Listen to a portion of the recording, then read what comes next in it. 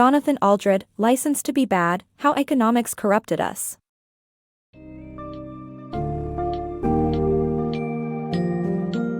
Prepare to dive into the fascinating world of A License to be Bad, How Economics Corrupted Us by Jonathan Aldred. This book summary takes you on a journey through the controversial history and impact of free market economic thinking. From the rise of the Chicago School and its dominance over our way of thinking, to the pitfalls and consequences of selfish views on game theory, collective decision-making, and free rider thinking, you'll gain insights into how these ideas have shaped our societies, governmental policies, and even our daily lives. Along the way, we'll explore surprising examples where economics has failed us and uncover the detrimental impact that economic thinking has on contemporary issues like climate change.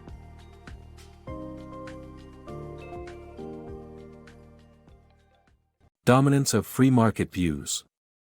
In the aftermath of World War II, John Maynard Keynes advocated for increased public spending to revive Europe's economies, while Friedrich Hayek, leading a small, opposing group, believed otherwise. This group organized on Mont Pelerin and rose to dominance, forming the Chicago School of Economics, and promoting free market ideology. This way of thinking blames financial regulators for mishaps instead of the banks and encourages freerider thinking. These theories have been dominating the economic landscape since Reaganomics and Thatcherism. However, these ideologies are not the objective truth, and this summary seeks to explain why they don't make any sense. The selfish nature of game theory. Game theory, a way of predicting human behavior based on rational decision-making, promotes a selfish view of the world. Fellow American John Nash emphasized the role of self-interest, assuming that people always acted selfishly. However, assuming that others are selfish can lead to more selfish behavior. The prisoner's dilemma is a famous example of game theory, where it is optimal for both parties to confess, even though collaboration would optimize the outcome. While there is evidence of collaboration in areas such as carbon emissions and international peace treaties, the existence of game theory still encourages a selfish view of the world. The flawed interpretation of the Coase theorem.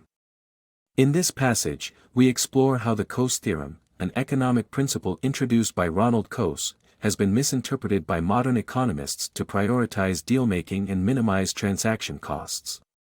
This has led to some controversial ideas, including the failed Illinois scheme to bribe employers and the suggestion of a free market in babies. We examine Coase's original intention and explain why a proper understanding of his theorem is essential to prevent misguided economic policies. The passage introduces the Illinois scheme, an experiment based on the Coase theorem, which offered incentives to unemployed people who kept a job. However, the results were not positive, and the experiment was seen as morally ambiguous.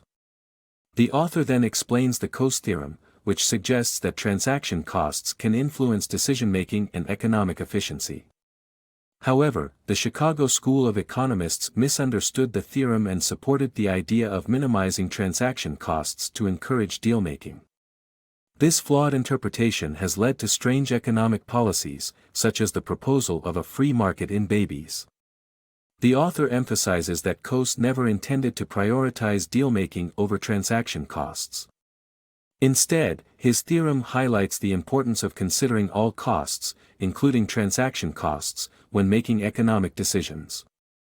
The passage also highlights how the Coase theorem has affected carbon markets, leading to short-termism and downplaying the actual damage caused by pollution.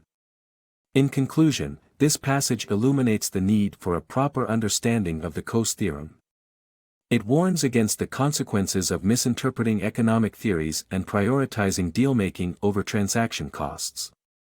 A balanced approach that considers all costs, including transaction costs, is necessary to make sound economic decisions. Democracy and economics. In this book, two different economic theories are explored and scrutinized. The first, Arrow's impossibility theorem, argues that democracy is impossible under certain strict conditions.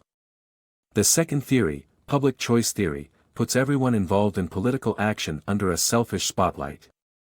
While both theories contain contradictions and assumptions that don't always apply to the real world, they have influenced views about democracy and government regulation to the present day. This book presents two critical economic theories that have had profound effects on how people think about democracy and government. Arrow's impossibility theorem shows that under certain conditions, collective decision-making cannot produce a consistent result that satisfies everyone. However, Arrow's theory makes assumptions that don't always apply to the real world. Public choice theory argues that everyone involved in politics, including civil servants and voters, is motivated by self-interest. This theory claims that politicians are elected mainly for the desire to get elected rather than to do good, and voters are poorly informed and self-interested. Overall, these views have had a significant influence on contemporary opinions about the government. However, public choice theory contains many contradictions and has a self-fulfilling effect. It argues that voters are easy to fool, while Ronald Reagan's success in reducing public spending is clear proof that voters are sometimes willing to put short-term interests to a side. Despite the criticisms of these theories, they continue to shape the current view of democracy and government regulation. The danger of freerider thinking.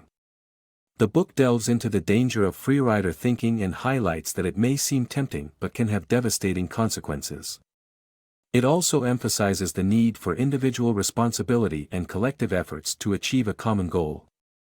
The author gives examples such as tax evasion and climate change to demonstrate how freerider thinking affects the world we inhabit.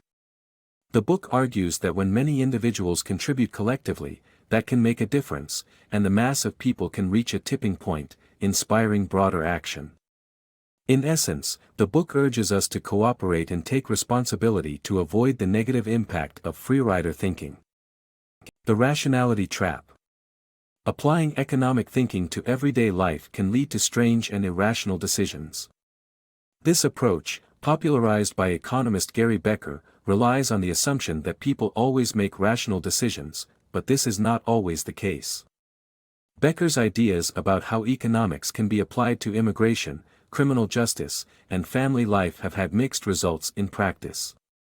The book Freakonomics, which applies economic reasoning to a colorful range of scenarios, borrows heavily from Becker's ideas, but this way of thinking has limitations in addressing the complexities of real-life situations. Ultimately, blindly following the principles of economics can lead us down a path of irrational and unhealthy decision-making. The complexities of incentives. Incentives and disincentives do not always work as intended because people are complex individuals with varied motivations. The success of incentives is not just about the money, but also about effective messaging. For instance, when the UK government introduced the plastic bag tax, it engaged the public with a massive awareness campaign that explained why the tax was instituted. This led to a decline in plastic bag usage by 80%. In contrast, the daycare centers in Haifa, Israel, that issued fines to parents for collecting their children late only saw an increase in late collections. This was because the parents did not understand why the fine was introduced and saw it as a fee that they could pay to ease their guilt. Additionally, the financial incentives to pay people to donate blood in some U.S. states failed because some people lied about their medical histories, while others saw blood donation as an act of charity rather than a way to make money. The complexity of people means that bribing them can be immoral, and under extreme pressure, they can be forced into acts they would never contemplate. The fatal flaws in probability calculation. The book excerpt reveals how Wall Street crash events occurred severally despite being labeled as negligible by the most commonly used statistical distribution model, normal distribution. The problem with normal distribution is that highly unlikely events occurring in real life fall outside the curve's extremities. The stock market follows the fractal distribution pattern that is scale invariant and has a gentler likelihood fall.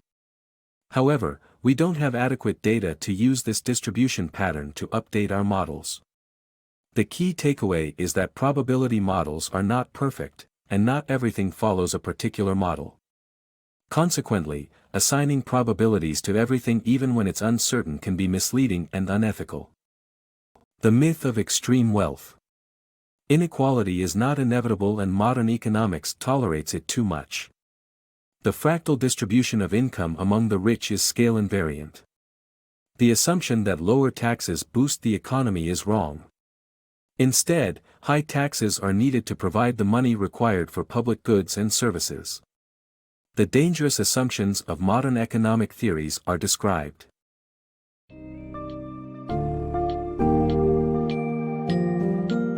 As we've seen throughout the summary of A License to be Bad, How Economics Corrupted Us, a lot of economic theories do not hold up when scrutinized in the real world.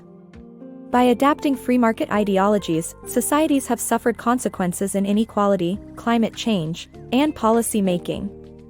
It's time to take a step back and recognize the limitations and flawed nature of many economic theories.